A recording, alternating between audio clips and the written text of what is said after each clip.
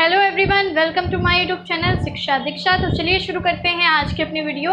आज की जो मेरी वीडियो है, जैसे कि बहुत सारे लोग बोल रहे थे मैम ग्रामीण परिवेश पे वीडियोस नहीं मिल रहे हैं, तो ग्रामीण परिवेश पे भी आपको वीडियोस जो हैं अब लगातार मिलेंगे। यानी कि लेखपाल का जो भी मटेरियल है आपका, वो भी अब आपको प्रोवाइड होगा और मैं कोशिश करूँगी कि ये एकदम जो है फ्लो बना रहे और वीडियोज़ लगातार आपको मिलती रहे। ठीक है, तो आपको करना क्या है, आपको चैनल को सब्सक्राइब करना है, बेल आइकन को प्रेस करना है और आप मुझे इंस्टाग्राम पे फॉलो कर सकते हो। आज का जो हमारा टॉपिक है उसमें हम कृषि के बारे में पढ़ने जा रहे हैं, एग्रीकल्चर के बारे में पढ़ने जा रहे हैं। अभी 3 से 4 वीडियोज़ जो हैं वो पहले पढ़ चुकी हैं, तो आप देख लीजिएगा। हिंदी की भी कुछ वीडियोज़ मैंने बनाई थी लेखपाल के लिए, उसको भी देख लीजिएगा।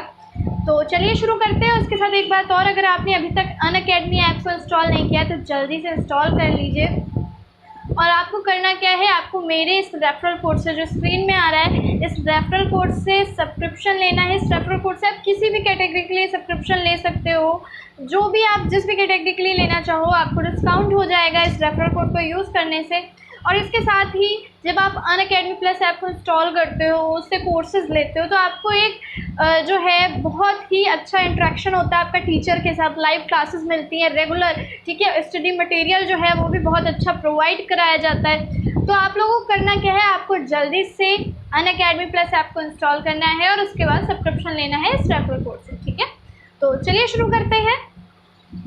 हाँ, तो आज का जो हमारा टॉपिक है वो है ग्रामीण परिवेश से ही रिलेटेड है, कृषि आगत। आज हम पढ़ेंगे कृषि आगत के बारे में और मैं आपको बताती चलूँगी सारी चीज़ें कि क्या है भाई, किसका मतलब क्या होता है। देखिए, कृषि आगत क्या है, मैंने एरो बना के नीचे लिखा है कृषि उत्पादन में सहायक वस्तुएं या फिर कार्य। कृषि उत्पादन, देखिए कृषि आगत जो है, कृषि आगत का सिर्फ एक सिंपल सा मीन है वो चीज़ें या वो वस्तुएं जो कि हमारी कृषि के प्रोडक्शन में, एग्रीकल्चर के प्रोडक्शन में क्या करती हैं, हेल्प करती हैं, काम में आती हैं। ठीक है, तो कृषि में काम आने वाली जो वस्तुएं हैं या जो भी कार्य हैं वो बोले जाते हैं कृषि आगत के अंतर्गत रखे जाते हैं। अब कौन कौन सी चीज़ें रखी जाती हैं कृषि आगत के अंतर्गत, तो उसको देख लीजिए। जैसे कि पहली चीज़ हम लोग देख लेते हैं सीड्स, यानी कि बीज। बीज जो है भाई, अगर हमें कृषि करनी है, खेती करनी है, तो सबसे पहली प्राइमरी चीज़ क्या है भाई, ज़मीन होगी। और ज़मीन में हम क्या करते हैं, बीज को बोते हैं। तो बीज हमारा एक प्राइमरी चीज़ होती है जो हमें चाहिए होती है। तो पहली आगत में एक चीज़ आपकी आ जाती है बीज यानी कि सीड्स। दूसरी आ जाती है सिंचाई यानी कि इरिगेशन। ठीक है भाई, अगर आप बीज बोगे उसके बाद आपको इस सिंचाई की भी तो ज़रूरत पड़ती है, इरिगेशन की भी तो ज़रूरत पड़ती है। ठीक है, जो कि पानी से की जाती है, तो सिंचाई। उसके बाद आपको ज़रूरत पड़ती है उर्वरक की, जिसको हम बोलते हैं फर्टिलाइजर्स। ठीक है, जैसे कि नाइट्रोजन उर्वरक आते हैं, पोटेशियम उर्वरक आते हैं, इस तरीके की बहुत अलग अलग तरह की खादें आती हैं। तो ये सारी चीज़ों की ज़रूरत पड़ती है। गोबर की खाद का भी लोग जो है यूज़ करते हैं। खाद हो गया, कंपोस्ट जिसको बोलते हैं, और भी चीज़ें जो सब इसमें इसके अंतर्गत आ जाती हैं। ठीक है, उसके बाद देख लीजिए कृषि यंत्र। ये चौथा जो है आपका, मैंने बताया ना जो कृषि आगम, उसमें आपकी 4 चीज़ें हैं आगत।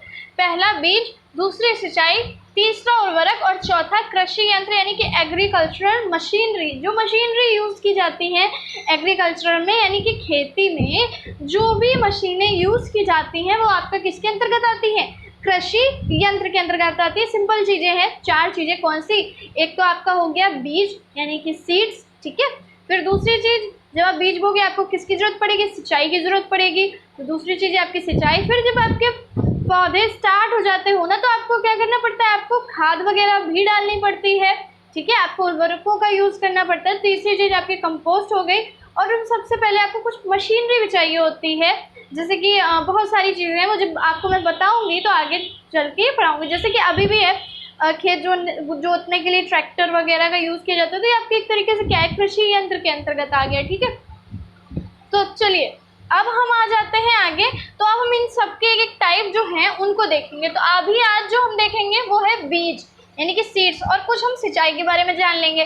फिर उसके बाद एक क्लास होगी जिसमें आपका ये कंप्लीट हो जाएगा। तो 2 क्लासेस में आपका कृषि आगत जो है वो कंप्लीट हो जाएगा। ठीक है, तो चलिए पहले टाइप के बारे में देख लेते हैं जो कि है आपका बीज यानी कि सीड्स। ठीक है, तो आज हम लोग जो है बीज और सिंचाई का कुछ पार्ट देख लेंगे। बीज तो पूरा ही देख लेंगे, सिंचाई देख लेंगे, और उसके बाद जो बाकी की कुछ चीज़ें हैं वो आपकी नेक्स्ट वीडियो में जो है हो जाएंगी कंप्लीट। तो ये आपका चैप्टर जो है कृषि आगत वाला ये हो जाएगा। तो देखिए बीज के बारे में आते हैं, तो सबसे पहली चीज़ जो यहाँ पे आपको दी हुई है वो है कि 1963 में, या तो इससे पहले आप ये वाला देख लो कि 1956-57 में, 1956 से 1957 के बीच में राज्य बीज फॉर्म परियोजना शुरू की गई थी। इसका उद्देश्य क्या था? बीज फॉर्म परियोजना थी, बीज से रिलेटेड उद्देश्य था, यानी कि बीजों को बांटना, और इसके अलावा बीज जो है जगह जगह हर एक किसान तक पहुंच उनकी हो पाए, ठीक है। इस तरह की सारी चीज़ें जो है इस बीज फॉर्म परियोजना का हिस्सा था। और उसी को एक और ज़्यादा बढ़त देने के लिए फिर सन 1963 में राष्ट्रीय बीज निगम की स्थापना की गई, ठीक है। राष्ट्रीय बीज निगम की स्थापना की गई। ये जो राष्ट्रीय बीज निगम था इसका कार्य भी लगभग यही था। ये एक कैसी सरकारी कंपनी और मिनीरत्न कंपनी है, ठीक है, मिनीरत्न कंपनी है। इसके बारे में आपको थोड़ा सा जो है मैं बता दूं, एक चीज़ तो आपको देखिए, ये लिखा हुआ है अधिनियम 1966 द्वारा बीज वितरण का अधिकार। इस कंपनी को अधिनियम 1966 के द्वारा बीज वितरण का अधिकार मिल गया था, ठीक है। अधिनियम 1966 द्वारा जो है इस कंपनी को बीज वितरण का अधिकार मिला था। चलिए, ये सारी चीज़ें हम लोगों ने देख ली। ये इंपॉर्टेंट पॉइंट्स हैं जो आपसे पूछे जाते हैं, ठीक है, तो वो मैं आपको बताती चल रही हूँ साथ में। तो राष्ट्रीय बीज निगम जो है वो 1963 में उसकी स्थापना हुई थी। 1966 अधिनियम के द्वारा उसमें बीज वितरण का उसको अधिकार मिला था। और राज्य बीज फॉर्म परियोजना जो है वो भी आपकी बीज वितरण और इन्हीं सारी चीज़ों से रिलेटेड है। अब देख लेते हैं दूसरी योजना। दूसरी योजना कौन सी है? बीज फसल बीमा योजना। ये योजना कब से? 1999 से 2000। देखिए, ये जो बीज फसल बीमा योजना है इसका टाइम पीरियड भी आपको 1999 से 2000 है। और बीज बैंक, जो बीज बैंक खोला गया वो भी आपको 1999 से 2000 की टाइम पीरियड जो है उसका आता है। तो बीज फसल बीमा योजना ये क्या थी? इसके अंतर्गत जो किसान हैं, ठीक है, किसान है, उनकी फसलों का क्या हो जाता है, एक तरीके से बीमा हो जाता था, ठीक है। 1999 से 2000 में जो है ये योजना आई। और इसके तहत क्या था कि बीजों का जो है, बीजों से जो फसल तैयार होगी उसका एक तरीके से बीमा हो जाता था किसानों का। लेकिन उसमें होता क्या है कि जैसे देखिए यहाँ पे आप देख सकते हो कि अगर आपने दाल, मान लीजिए आपने दाल के बीज लिए हैं और दाल की जो है आप खेती कर रहे हो, तो आपका जो है 5% यहाँ पे ये जो आपका दिया गया है ये है। आपको जो कुछ धनराशि जमा करनी होती है ना, जैसे बीमा अगर आप किसी चीज़ का कराते हैं तो आपको करना क्या होता है कि कुछ अमाउंट जो है आपको देना होता है, उसके बाद आपका एक बीमा हो जाता है, उस चीज़ का सुरक्षा हो जाती है, ठीक है। तो ऐसे ही अगर आप दाल जब बोते हैं तो उसमें 5% जो है आपको देना होता है। ये 5% का होता है। सूरजमुखी में 2.5% का जो है लगता है, गेहूं और मूंगफली में 3%, चावल में 2%, ज्वार और बाजरा जो है 3.5%। ये क्या चीज़ है? ये सिंपल सी चीज़ है कि जब आप खेती करते हो, ठीक है, तो जितने भी मान लीजिए आपने 1 बीघा अपने खेत में दालों की खेती की है, ठीक है, और उसकी जो लागत आती है उस लागत का आपको इतना % जो है उससे बीमा कराना होता है। ये आप समझ गए ना कि क्या चीज़ है। तो जो लागत आपकी आई है उसका इतने % आपको, जब आप बीमा कराओगे तो आपको इतना % आपको उसको देना होगा। उसके बाद आपका जो है उस फसल का क्या हो जाता है, बीमा हो जाता है। यानी कि अगर उस फसल में बाद में मान लीजिए पानी बरसने की वजह से आपका गेहूं वगैरह ख़राब हो गया, कोई भी फसल जो है वो आपकी ख़राब हो गई, बर्बाद हो गई, तो सरकार की तरफ से आपको क्या मिलेगा? आपको उस बीमा का लाभ दिया जाएगा, ठीक है। आपको उस चीज़ के पैसे मिल जाएंगे, यानी कि आपको नुकसान नहीं होगा, ठीक है। जैसे किसान मोस्टली इसी वजह से तो आत्महत्या वगैरह कर लेते हैं कि उनकी बहुत ज़्यादा जो फसलें होती हैं वो क्या हो जाती है, बर्बाद हो जाती है। तो बीमा योजना शुरू की गई थी, इसीलिए बीज फसल बीमा योजना ये 1999 से 2000 में शुरू की गई थी। चलिए, ये सारी चीज़ें जो है हम लोगों ने देख ली। अब देख लीजिए 1999 से 2000 में बीज बैंक की स्थापना की गई थी, ये भी मैंने आपको बताया। बीज बैंक, देखिए इन सारी चीज़ों का काम क्या होता है, उन्नत से उन्नत बीजों का जो है बीज लोगों को प्रोवाइड कराए जा सके, ताकि किसान जो है उनकी खेती क्या हो, उन्नत हो, प्रोडक्शन बहुत हो। देखिए आप जानते हैं भारत की जनसंख्या बहुत ज़्यादा है और रैपिडली क्या कर रही है, ग्रोथ ही हो रही है इसमें, ठीक है। एक दिन ऐसा आएगा कि जब चाइना से भी आगे जो है निकल ही जाएगी, बहुत ज़्यादा टाइम नहीं है, ठीक है। तो है क्या कि बहुत ज़्यादा खाने की ज़रूरत होती है, बहुत ज़्यादा एग्रीकल्चर चीज़ों की ज़रूरत होती है और ज़मीनें आपकी घटती जा रही हैं, ठीक है, खेती लायक ज़मीनें कम होती जा रही, इसलिए प्रोडक्शन जो है ज़्यादा से ज़्यादा चाहिए होता है। लोगों को प्रोडक्शन क्या चाहिए होता है भाई, ज़्यादा से ज़्यादा चाहिए होता है, तो इसलिए उन्नत बीज, अत्यधिक मात्रा में खादें लोग यूज़ करते हैं, ये सारी चीज़ें यूज़ की जाती है ताकि ज़्यादा से ज़्यादा जो है हमें प्रोडक्ट मिल सके, ठीक है। चलिए, तो 1999 से 2000 में बीज बैंक की स्थापना जो है वो की गई थी। अब चलिए हम बीजों के टाइप देख लेते हैं। तो शुद्धता के अनुसार बीज का वर्गीकरण अगर किया जाए तो आपके मेनली 4 टाइप के बीज होते हैं, 3 से 4 टाइप के बीज होते हैं, कहीं अलग अलग लिखा मिल जाएगा। 1-2 टाइप के बीज और होते हैं, उनको भी मैं आपको अभी समझा दूंगी। यहाँ पे मेनली 4 लिखे हैं, जो 1-2 टाइप के अलग हैं वो मैं आपको समझा देती हूँ। तो देखिए, पहला लिखा हुआ है प्रजनक बीज, जिसको बोलते हैं ब्रीडर सीड्स, ठीक है। ये वो सिंपल से सीड्स हैं जो कि क्या होते हैं, अच्छी क्वालिटी के सीड्स होते हैं। जब आप खरीदने जाते हो तो मोस्टली आपको ये क्वालिटी के सीड्स मिलते हैं, प्रजनक बीज, ठीक है। उसके बाद एक आता है आधार बीज। आधार बीज क्या होता है कि इन प्रजनक बीजों को थोड़ा सा अच्छा मॉडिफाई और ज़्यादा कर दिया जाता है। मतलब वैसे भी प्रजनक बीज जो होते हैं वो नॉर्मली भी अच्छे होते हैं बाकी बीजों की तुलना से, और जब उनका थोड़ा सा और मॉडिफाई कर दिया जाता है तो आपके जो है आधार बीज होते हैं, ठीक है। इनको मतलब बहुत सारी लैब्स होती है ना, और ये सारे जो केंद्र वगैरह बनाए गए, बीज बैंक वगैरह बनाए गए, यहीं पे ये सारे काम होते हैं। तो आधार बीज जो है, जो प्रजनक बीजों को थोड़ा सा और मॉडिफाई कर देते हैं, थोड़ा सा उसमें और उसको अच्छा बना देते हैं, तो उनको आधार बीज बोला जाता है। एक टाइप के प्रजनक बीज ही होते हैं। अब पंजीकृत बीज और प्रमाणित बीज क्या है। पंजीकृत बीज भाई जो रजिस्टर्ड हो जाए सरकार की तरफ से, जो आपके रजिस्टर्ड बीज हैं, पंजीकरण जिनका हो चुका है, ठीक है, तो इस नाम से आपका क्लियर समझ में आ रहा है। और प्रमाणित बीज जो सर्टिफाइड है, ठीक है, ये थोड़े से महंगे पड़ते हैं, कॉस्टली पड़ते हैं, लेकिन इनमें ये है कि देखिए कई सारे बीज आते हैं कि अगर आप उनको लगाओगे तो कुछ में पौधे निकले, कुछ में नहीं निकले। सर्टिफाइड बीज जो हैं वो कैसे होंगे, वो सारे के सारे बीज जो हैं आपको अच्छी फसल देंगे, और दूसरी बात वो सरकार द्वारा सर्टिफाइड होते हैं कि हाँ ये क्वालिटी जो लिखा है वही बीज आपको दिया जा रहा है। ऐसा नहीं है कि लिखा कुछ और है, कम अच्छी क्वालिटी का। कई तरह के ब्रीड्स होते हैं ना, जैसे अब आलू को ले लीजिए, तो आलू में कई तरह के ब्रीड आते हैं, तो आपको कौन सा ब्रीड का दिया जा रहा है, किस तरीके का दिया जा रहा है, ये सारी चीज़ें जो हैं वो अच्छे से लिखी है, सर्टिफाइड होता है। और मतलब कई जो है फूड उसके द्वारा सर्टिफाइड किया जाता है कि हाँ इससे क्या होगा, आगे चल के आपको प्रोडक्शन जो है बढ़ेगा इन बीजों का यूज़ करने से। ऐसे बीज होते हैं, तो नाम से आपको ये दोनों जो है समझ में आ गए होंगे, रजिस्टर्ड और सर्टिफाइड। इसके अलावा 1-2 टाइप के बीज और होते हैं, वो मैं आपको बता देती हूँ, ठीक है। एक होता है जीएम बीज, जिनको कि बोलते हैं जीन मॉडिफाइड बीज, ठीक है। तो वो जो आपके जीएम बीज होते हैं, वो उन बीजों में किया क्या जाता है कि उनके जीन्स में परिवर्तन कर दिया जाता है, ठीक है। उनके जीन्स में परिवर्तन उनको और ज़्यादा, जैसे कि और ज़्यादा अच्छा बना दे। जैसे आपने देखा होगा हाइब्रिड सुना हुआ है, तो इसी तरीके की चीज़ें होती हैं, उनके जीन्स में थोड़ा परिवर्तन कर देते हैं। कई बार क्या करते हैं कि कुछ ऐसा परिवर्तन कर देते हैं जिसकी वजह से उसमें कीट नहीं लगेंगे, कीड़े नहीं लगते हैं, ठीक है। लेकिन कभी कभी तो ये अच्छा रहता है, कभी कभी ये क्या हो जाता है, ख़राब भी, ये चीज़ जो है गलत भी हो जाती है, तो उस चीज़ को फिर बंद करना पड़ता है। तो जीएम बीज जो हैं वो जीन के साथ थोड़ा सा कुछ उसमें मॉडिफाई कर देते हैं, उनके जीन्स को क्या कर देते हैं, चेंज कर देते हैं, जिससे वो जो है फसल और ज़्यादा अच्छी होती है और ज़्यादा से ज़्यादा प्रोडक्शन होता है। और कई बार जो है कीटनाशकों का यूज़ भी नहीं करना पड़ता, कोई उर्वरकों का यूज़ भी नहीं करना पड़ता ज़्यादा मात्रा में, ठीक है। तो ये हो गया आपका। एक होता है पराजीनी बीज। पराजीनी बीज क्या होते हैं, पराजीनी बीज आपके ऐसे बीज होते हैं जिसमें एक पौधे के जो गुण हैं, एक पौधे के जो जीन्स हैं, वो दूसरे पौधे के जीन में ट्रांसफ़र कर दिए जाए, वो आपके बोले जाएंगे पराजीनी बीज, ठीक है। तो ये तो शुद्धता के अकॉर्डिंग थे, वो दोनों आपके थोड़ा सा कुछ जो है जीन वगैरह का मिक्स कर दिया जाता है, जीन को अलग कर दिया जाता है, तो वो आपकी अलग कैटेगरी में आ जाते हैं।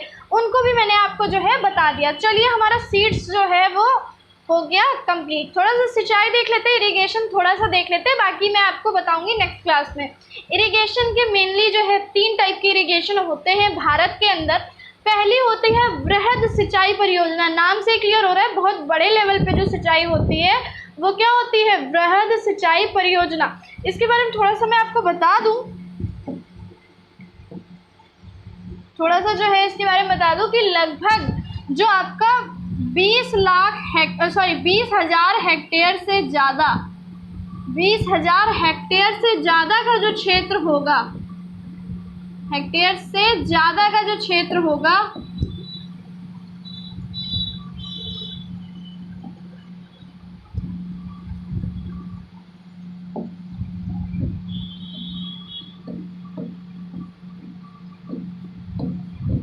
अधिक क्षेत्र, ठीक है, उसमें आपकी होती है वृहद सिंचाई। ठीक है, जो 20,000 हेक्टेयर से अधिक का क्षेत्र आएगा उसमें आपकी कौन सी सिंचाई होती है? वृहद सिंचाई। अब थोड़ा सा इसके बारे में आपको बता दूं कि जैसे आपकी बड़ी बड़ी बांध परियोजनाएं, जैसे आपकी भाखड़ा नागल परियोजना हो गई, टिहरी बांध परियोजना हो गई, ठीक है, इस तरीके की जो परियोजनाएं होती बड़ी बड़ी बांध वाली आपने सुनी होंगी, तो उनका पानी यूज़ किया जाता है, बड़ी बड़ी नहरों का पानी यूज़ किया जाता है। जैसे आपको पता होगा राजस्थान वगैरह में इंदिरा गांधी नहर जो है वो बनाई गई है ताकि वहाँ के जो सूखा ग्रसित इलाके हैं वहाँ पे भी पानी, मारवाड़ वगैरह का जो इलाका है काफ़ी सूखा पड़ता है तो वहाँ भी पानी वगैरह पहुँच सके। तो इंदिरा गांधी नहर परियोजना, शारदा नहर परियोजना, ये सारी बड़ी बड़ी नहरों का और बांधों का पानी जो है इस वृहद सिंचाई परियोजना के लिए यूज़ किया जाता है। ठीक है, ये होता है जब 20,000 हेक्टेयर से अधिक के क्षेत्रों में सिंचाई की जाती है इन परियोजनाओं के अंतर्गत, वृहद सिंचाई। फिर एक आपका होता है मध्यम सिंचाई परियोजना, देख लीजिए, दूसरी परियोजना आपकी होती है मध्यम सिंचाई परियोजना। तो ये जो मध्यम सिंचाई परियोजना है इसमें और इसमें क्या अंतर है? ये परियोजना जो आपकी होती है, ये देखिए, इसका मैंने बताया था वृहद वाले का कि 20,000 हेक्टेयर से अधिक, और ये जो मध्यम सिंचाई परियोजना होती है आपकी, ये होती है 10,000 से लेकर के 20,000 हेक्टेयर तक। ठीक है, 10,000 से लेकर के 20,000 हेक्टेयर तक जो है वो आपकी कौन सी सिंचाई परियोजना कहलाती है? मध्यम सिंचाई परियोजना कहलाती है। इस सिंचाई परियोजना में जो है तालाब वगैरह, और जो मोस्टली तालाब क्या बोले, जो नदियों वगैरह का पानी भी जो है वो यूज़ किया जाता है। ठीक है, नदी वगैरह का पानी और भी कुछ बड़ी बड़ी नहरें जो है उनका पानी यूज़ किया जाता है मध्यम सिंचाई। तो 10,000 से लेके 20,000 हेक्टेयर तक की ये जो होती है, इतनी तक की ज़मीनों के लिए इस मध्यम सिंचाई का यूज़ किया जाता है। अच्छा, जो भारत में सबसे ज़्यादा की जाती है वो सिंचाई आपकी लघु सिंचाई। ठीक है, भारत में अब इतनी बड़ी बड़ी जो है, इतनी ज़्यादा सिंचाई जो वृहद है और मध्यम है वो इतनी ज़्यादा भारत में नहीं होती। सबसे ज़्यादा सिंचाई जो है वो कौन सी होती है? लघु सिंचाई होती है। ठीक है, ये किन किन चीज़ों के माध्यम से होती है? ये होती है आपकी कुओं से, तालाबों से, ट्यूबवेल बनाए जाते हैं, आपने देखे होंगे, ठीक है, उनके माध्यम से, और भी बहुत सारी चीज़ें होती हैं जिनके माध्यम से, ड्रिपिंग के माध्यम से की जाती है, कई तरह के माध्यम। अब वो चीज़ें मैं थोड़ी सी आपको आगे बताऊंगी कि और कौन कौन से तरीके। तो लघु सिंचाई परियोजना जो है वो 10,000 से कम, 10,000 हेक्टेयर से कम क्षेत्रफल में इस तरह की सिंचाई परियोजना जो है वो यूज़ की जाती है।